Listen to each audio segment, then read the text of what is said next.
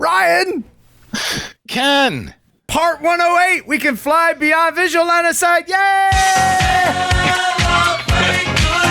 Right? Yeah. Yay, right? Yay. No. Oh, what the? All right.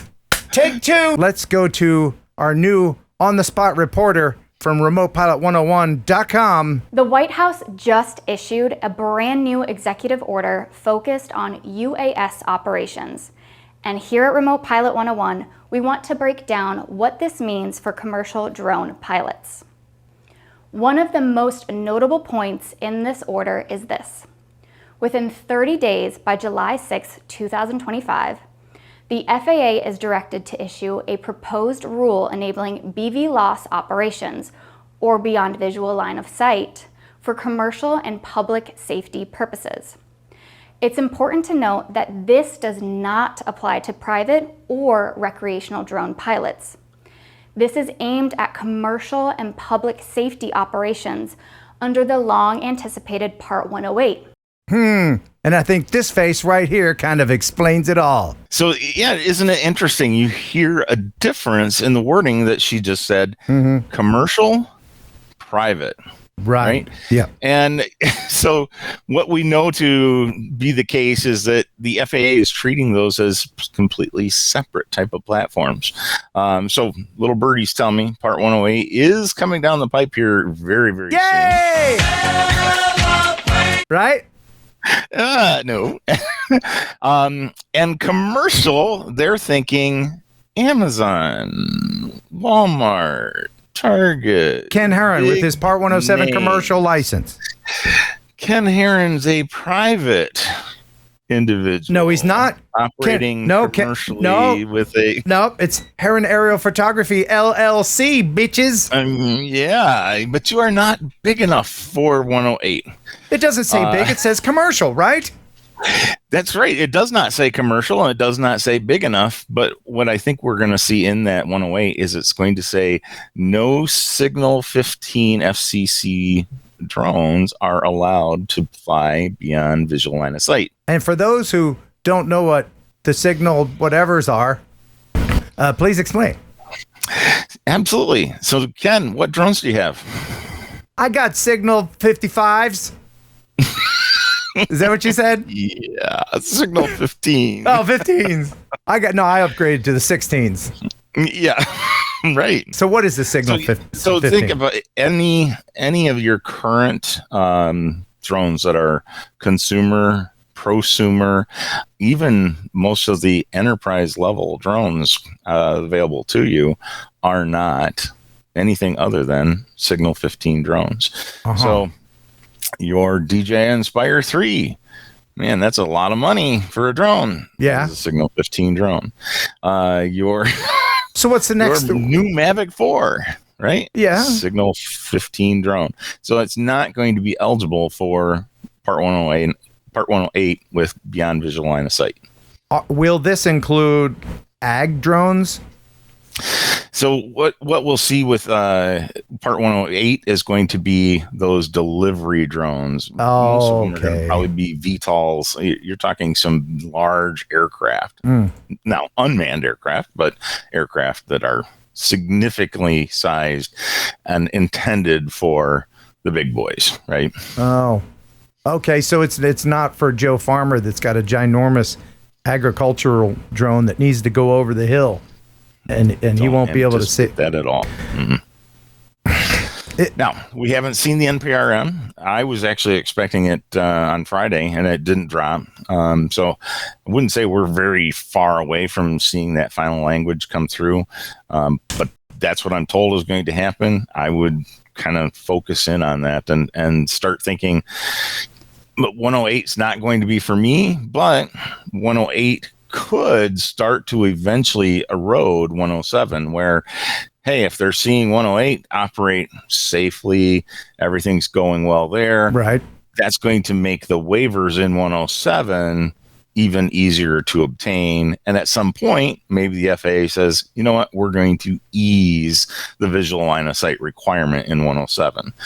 Oh, and we did see that, right? So they eased the requirement for night flight. It took them how many years to have that happen? A long right? time, yes. We saw, hey, everything was locked down on flight over persons. We've seen that ease lately too. So it's coming. But what is the timeline for what is the timeline for this happening? Oh, this just in from my producer that doesn't exist. Oh, we should go to our a little bit more prettier than you on the spot reporter one more time. Here's the proposed timeline according to the executive order. Within 30 days, the FAA must release a proposed rule enabling routine beyond visual line of sight operations for UAS commercial and public safety purposes. That means a July 6, 2025 implementation deadline. Within 240 days, a final rule on this operation must be issued. That's February 1st, 2026. And nothing's going to stop the government from getting that done on time, right? That's kind of the interesting piece, right? So yeah. if we look back at history, the FAA was given a timeline in the 2012 FMRA right, to create commercial rules. Their timeline at that point was like 180 days. Ken, when did Part 107 come into effect? I believe it was it August? Hold on. Yeah. August 16th, 15th. August. It was August of 2016. 2016. Yes, but it was August something or other. So they only missed the date by a few years. Yeah, just a few years. I mean, but they've had a lot of practice with remote ID stuff, getting that out and done on time, right? Yeah, right. Same difference. Right. No, I think the interesting piece is, right, they could come out with the rule, the NPRM, right, which is the notice of proposed rulemaking. Let's say they get that by the July 6th date. That's fine. You have to give a number of days, it's usually 60 days, for the public to make their responses.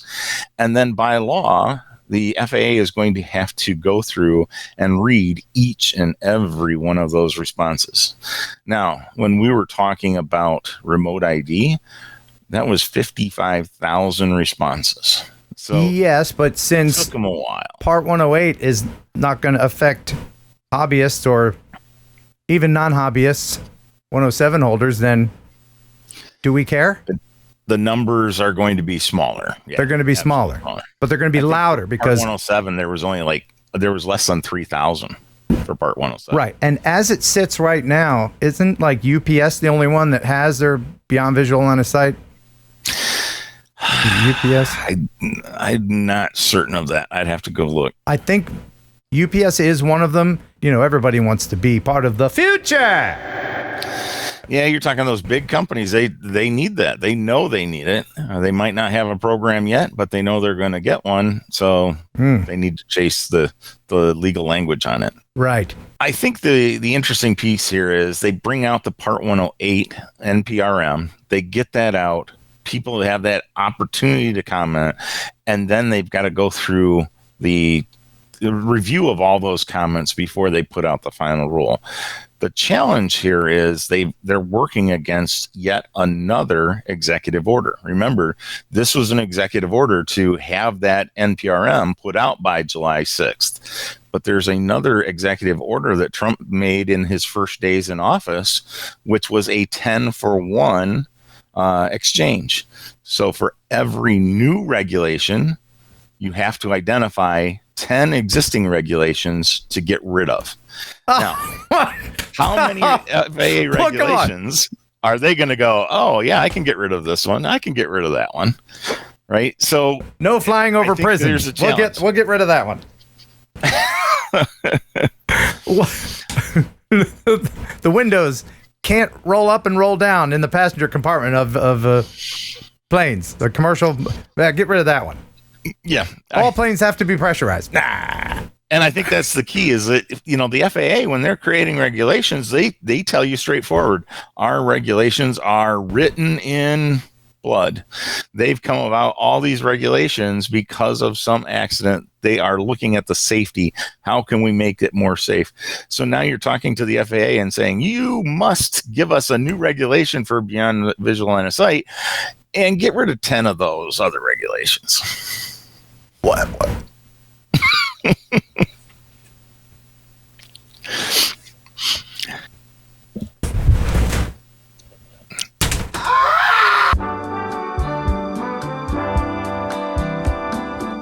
What is the practicality of even, now you know how I feel about drone delivery. It's not going to happen. Like within my lifetime, your lifetime, your great granddaughter's lifetime. It's not going to happen. The only drone delivery is for these fixed wing things that deliver mail from island to island, a drone that takes blood across town or samples. That's happening, yes. Mm-hmm. But we're never going to see tube socks delivered to me from Walmart down the road. It's not. Yeah, I think that's the big challenge. We saw the Walmart out in California, where they had a very small test market, and they were having to go out to those locations, to those consumers, and say, "Hey, please order something. We're going to give you a discount because we need to test this thing. We need it to run." There was an old couple that ordered like 1,000 things because they had disposable income and nothing else to do, and they thought it was cool, right? Right. But here's the thing, and I know people are going to comment, but it's already happening, Ken. You get your tube socks now. Yeah, but it's not cost effective. All it is a marketing thing for these people. It's like, we're not going to be left behind in the drone delivery stuff. And that's the thing. While we're all out here, us hobbyists and Part 107 people out here, trying to make a living or trying to have some fun with drones, all these new regulations for the people that don't really need them or aren't going to use them in a practical way, they're affecting us. They're affecting regulation. That's what pisses me off the most. Yeah. Truck technology is cheap, and it's about money too. You got to pay these people to hang out and watch the drone, and if it's worth it to you to brag, Jeff Bezos, you're like, yeah, we sent your tube socks. All right. And how much were those tube socks? Normally $10. Oh, they were $37. Well, that's cool, Jeff Bezos. Yeah. Anyway, let's go back to Sarah from remotepilot101.com. She has a little bit more to add on this. Along with the push for BVLOS, the executive order also includes another area outlined in Part B, which you see here. This calls for the FAA to publish an updated roadmap for the integrating civil UAS into the National Airspace System within 240 days of the date of this order. That means by February 2026, we could see a framework in place to support wider UAS integration and future Part 108 operations. To support this growth, the FAA has been tasked with fully utilizing its UAS test ranges to develop and scale American drone technologies, specifically focusing on BVLOS operations, autonomous flights, advanced air mobility, and other cutting-edge drone capabilities. If you're already a certified Part 107 pilot, now's the time to start following Part 108 developments closely. And if you haven't earned your Part 107 yet, this may be the perfect opportunity to start your journey and prepare for the future of UAS. Yes, prepare for the future and get your Part 107 and use remotepilot101.com and Heron 18. It's right there. Heron 18 will get you 30% off. Boy, the tops of our heads are really different. Part B, they're talking about the UAS test centers. The test centers have been in existence since 2016 anyway. Yeah. They've already been working on this stuff for quite some time. I think with these executive orders, it was more or less, hey, we know that this is in our future. Let's start, putting it out there on paper and having a regulations set of frameworks coming. We've been talking about unmanned traffic management for 10 years now, right? NASA was developing their system. It's never come into play. Well, now they're starting to say, hey, let's get it going. to me, I think this is a lot like Kennedy. Kennedy goes out and he says in his speech, we're going to send a man to the moon and bring him back safely before the end of the decade. Well, he already knew, because he had been talking with NASA, that was the plan. That was the goal. They were very confident that it was going to happen. Yes. So I think this is one of those that, we're going to make this happen. Well, it's already been in progress. Been in the works. The pin on the cake. Yeah. Right. So bottom line, Brian, this 108 stuff is not going to trickle down for a while and be available to us hobbyists or Part 107 holders. And if it ever does, will it be another test? I mean, will it be another certification? I mean, why should we care? Why should we get excited about this, or are we just going to continue to be excited? Yeah, because hey, they're going to allow beyond visual line of sight. So again, if that shows that, hey, everything's going well, that's going to translate over to 107. Mm-hmm. I think the other executive order that we didn't talk about, right, really spelled out where this is headed for 107. And that is, the executive order was saying, you as the FAA must use AI to review waivers for Part 107. So now we're going to start to see approvals for these waivers much faster, right? Whereas previously it was taking 30, 60, 90 days, sometimes longer, right? Now they're going to have an AI bot go through and check everything and, here's your waiver. So I think there is improvements for 107 that are happening with the executive orders that came out. And I think the other piece is, this is 108's not for us now, but it's coming. It'll take time, and it will get here. Okay. What about shielded operations? That's been proven to work in other countries.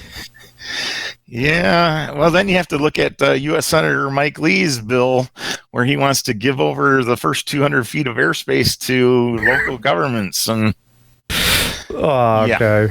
Wow. I'm so glad that we keep shooting that down. By the way, before we get into the other stories, and they are very interesting and important to know, let's talk about how you do this out of the kindness of your heart and with your own money, because you do come from a rich family and you're really just doing this and nothing else, and you don't need any money or any help from anyone.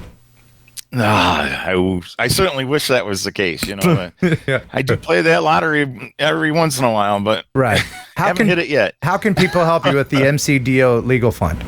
Indeed. So, we have set up forward a legal fund, the MCDO Legal Fund, to help with all these discoveries of legal issues and trying to push back against unreasonable, overzealous regulations. On Free Funder, it's sort of like a GoFundMe, but it's Free Funder. If you search my last name, you'll probably have a link for it.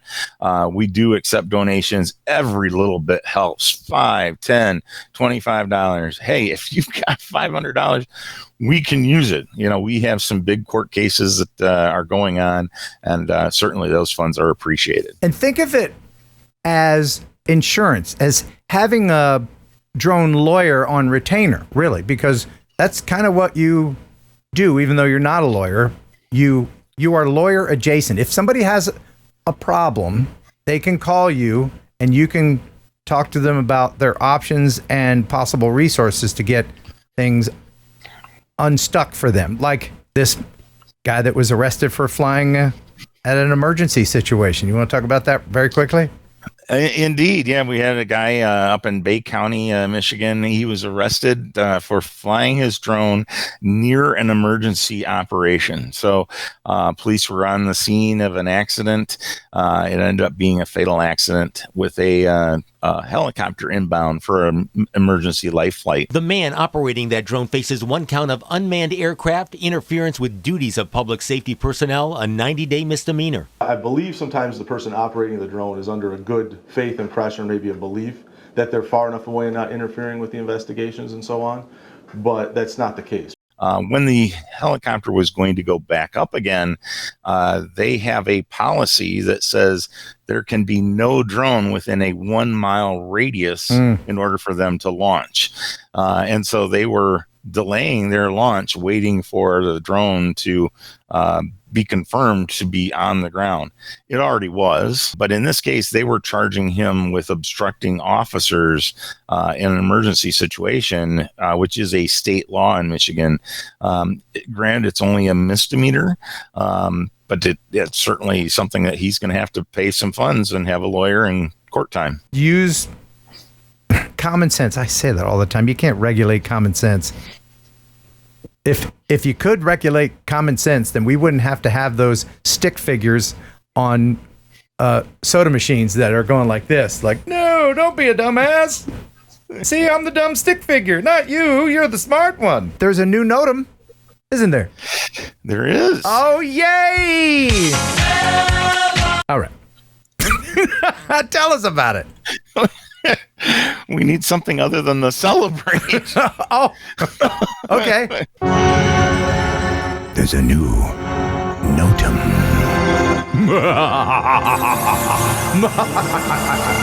That sounds apropos. Okay. So what's going on with it?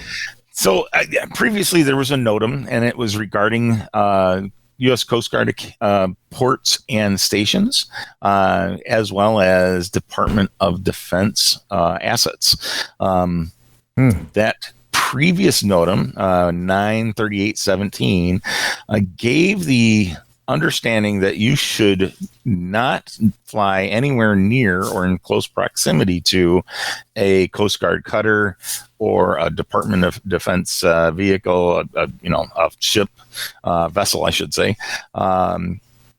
So if you're flying near a warship or you're flying near a Coast Guard cutter, it was saying we strongly advise against flight near that thing within 3,000 feet laterally or 1,000 feet above. So that was the old NOTAM. Right. The NOTAM that just got issued is 55431, and it changes that language from strongly advised against to prohibited. Plain, simple, prohibited. So now if you are flying near, let's say you fly near a lighthouse. We got a ton of lighthouses here in Michigan. The majority of them are right near Coast Guard stations. Oh, so no. You are going to have to get permission from the Coast Guard to be able to fly near those lighthouses because you are near a Coast Guard station.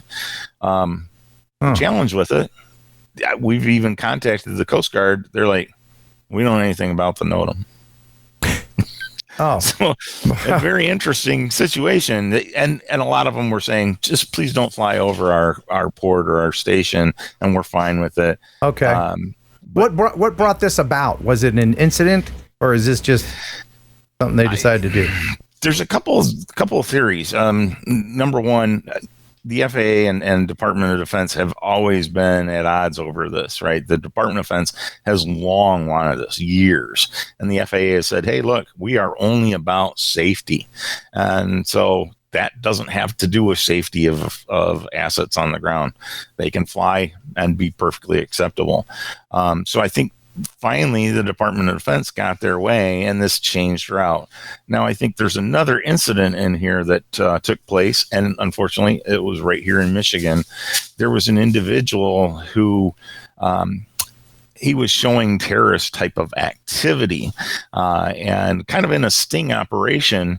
I want to say it was the FBI had said, "Oh yeah, we're going to help you with this." Here's a drone. You could probably use this to case out the Department of Defense base and see what's there for your terrorist attack. And the guy went, yeah, let's do that. So he launched the drone, gets arrested, terrorist activity. So I think some of that, we saw a couple of Chinese nationals get arrested for flying near a port, flying near I want to say it was an army base. And so in those cases, this all lends into the change in that language from strongly advise against to actually prohibited. Okay. Will this be integrated into the LAANC system so that we don't have to guess about it? That's the thing we're looking at LAANC. We don't see any of it. Zero. And the The NOTAM, if you look at it, it's on the TFR sites, but it doesn't show in the ArcGIS either. So the FAA is not showing it in the ArcGIS. That means that LAANC is not picking it up. So you as an operator aren't in the know. And that just means somebody's going to get tagged with this thing. So be aware of it. If you're on a coast, right? Yeah. You're near a base, start thinking about, hey, I need to kind of consider where I'm at with it. Right. And places where you've flown before may not be okay in the near future because of this. Absolutely. Yeah. All right. Well, if you want to get the knowledge you'll need to navigate the airspace and to be able to sell your video footage from your aircraft legally, get your Part 107 from Remote Pilot 101.com. There. And then use Heron 18 down there somewhere to get 30% off. Right, Brian? Absolutely. Okay, man. Why should we be optimistic about the future of drones and the drone community in your eyes? You know, I've seen so much pessimism over the last 12 years. 12 years. Yep. And the only thing that's changed in the last 12 years are regulations easing. Now you can hit that celebrate good time. Yeah, it's not too long. 1 second, I get a copyright strike for that. It is really kind of like the government just kind of poking us, isn't it? BVLOS, night flying, remote ID, staff, remote ID, you sons of bitches.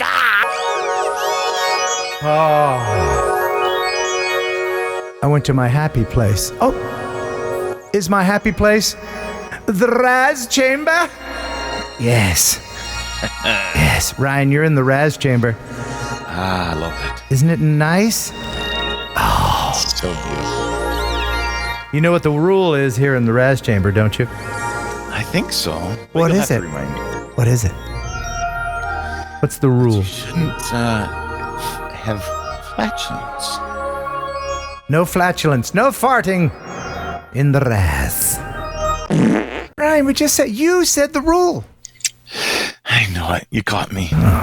So we should be optimistic because it's really all the stuff we get worried about from time to time is just the government testing our resolve. The hobby has been around longer than the FAA has been around. So what?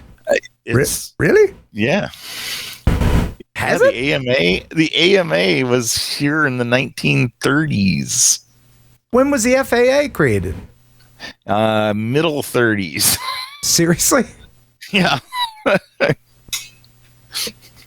So it was just mayhem before that? What was it? It was called something. It was called the Civil Air or something or other, right? I'll put it on the screen. No, there was nothing. There was nothing? So it was Wright Brothers, and then that's it. Just mayhem for barnstorming, and then the government's like, whoa.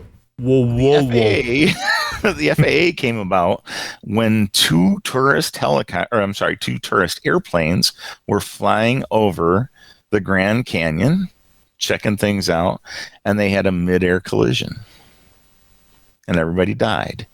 So at that point, the U.S. government said, "We got to do something about this," and they did, and that's how we got the FAA. And remember, let me share this. People are trying to look around my microphone. The FAA. If it ain't broke, we'll fix it until it is. Great share. Link in the description for that. Well, Ryan, thank you so much. Is there anything else we should know? Gosh, keep flying. Keep being flying. an ambassador for the sport and for the absolutely hobby and industry. And go on Free Funder. There is a link in the description. Keep helping this guy to help you. And speaking of links, go to remotepilot101.com to study for your Part 107